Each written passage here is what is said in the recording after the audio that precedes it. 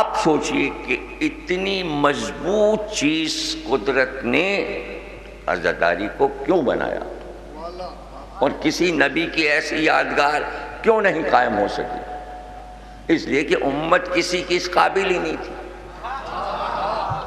اور حسین کا معاملہ کوئی امت کے ذمے نہیں ڈالا گیا تھا۔ اگر امت کے ذمے لگایا جاتا حسین کا کام تو امت حسین کو بھول چکی ہوتی۔ اس لیے بی بی نے پہلے ہی کہہ دیا رسول اللہ سے کہ یہ امت تو اس قابل ہے نہیں کہ میرے بیٹے کی یادگار منائے۔ تو رسول اللہ نے فرمایا کہ اللہ کہتا ہے کہ ہم ایک قوم پیدا کریں گے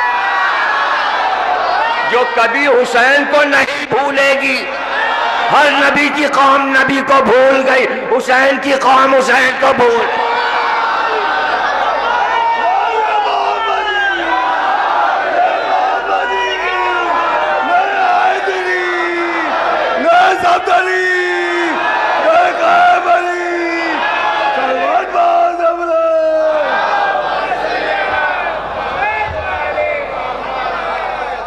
اب چونکہ اللہ نے ایک قوم تخلیق کی تمام دنیا کی قوموں سے الگ، حسینی قوم،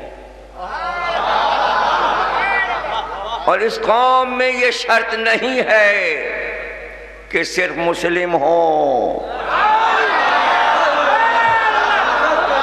قوم انٹرنیشنل ہے،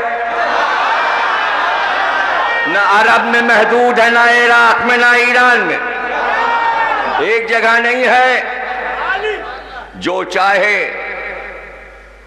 اپنی ولادت کو طاہر بنانے کے لیے شامل ہو جائے،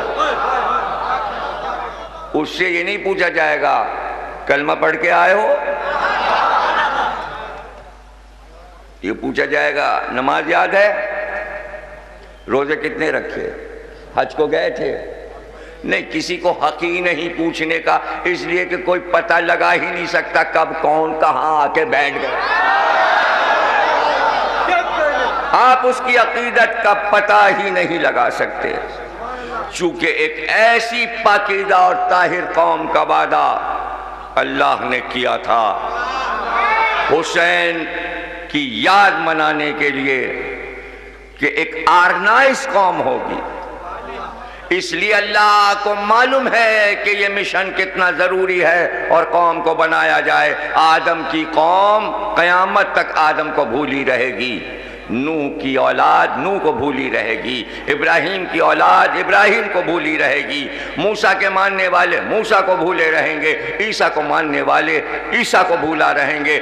اس لیے 1,24,000 کو زندہ رکھنے کے لیے ایک حسین ضروری تھا۔ اب جب ذکر حسین ہو تو پتہ چلے کہ کیسے سب زندہ رہ گئے۔ السلام علیکہ یا وارث آدم صفوت اللہ، اے آدم کے